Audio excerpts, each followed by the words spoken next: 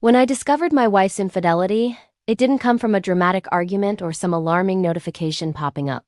It happened because of a tiny oversight.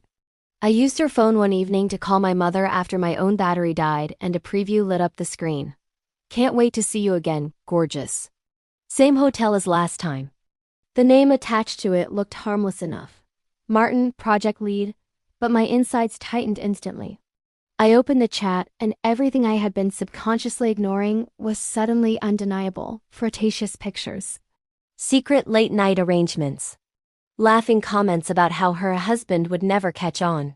Emma, the woman I had placed my entire life in the hands of, was sneaking around with a man from work.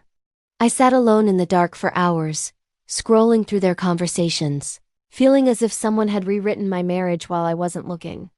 But instead of exploding, a strange, steady stillness settled over me. I didn't want to scream or break anything.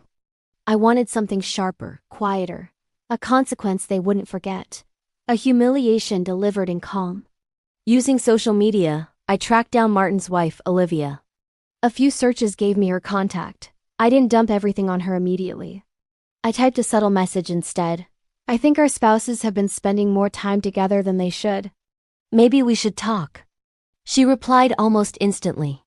The next afternoon we met at a small cafe, both of us attempting to act clueless. When I slid the screenshots across to her, the blood drained from her cheeks. She whispered that Martin had told her they were only business dinners. I nodded. I'd been fed the same lie.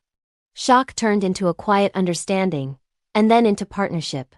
We talked for a long time, tossing around possibilities, until an idea surfaced. What if we let them taste their own betrayal? Olivia hesitated, but when I explained the picture clearly, a tiny knowing smirk curled at the edge of her mouth. "You're asking me to show up as your date and let them see it?" she asked. "Exactly," I replied. "Not to hurt them physically or flirt for real, just to let them feel their web of lies crumble." A week later, I made a reservation for 4 at the high-end restaurant Emma and Martin adored.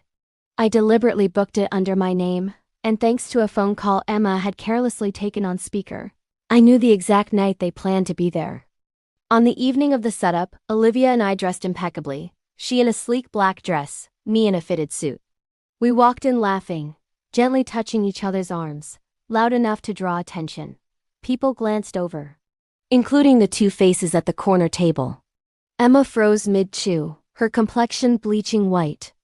Martin quickly pulled his hand away from hers. Olivia leaned toward me and, with just enough volume for them to catch it, said, "You were right, Daniel. This place is perfect for our first real date." Emma's jaw tightened like she was clenching a stone. I kept a relaxed smile and lightly placed my hand over Olivia's. My laughter was easy, intentionally controlled. Then the waiter approached the cheaters' table and, without realizing anything, asked, "Would you like your usual wine again, Mr. Martin?" That single line shattered whatever illusion they had left. Emma shot up and marched toward us, voice trembling. "Daniel, what is happening right now?" she demanded. I met her eyes and answered softly, "A double date." "You didn't think you two were the only ones allowed to have one, did you?" The room fell silent. Olivia stared straight at her husband, her tone chilled. "Enjoy dinner, Martin," she said. "You'll need the strength for all the explanations you owe me."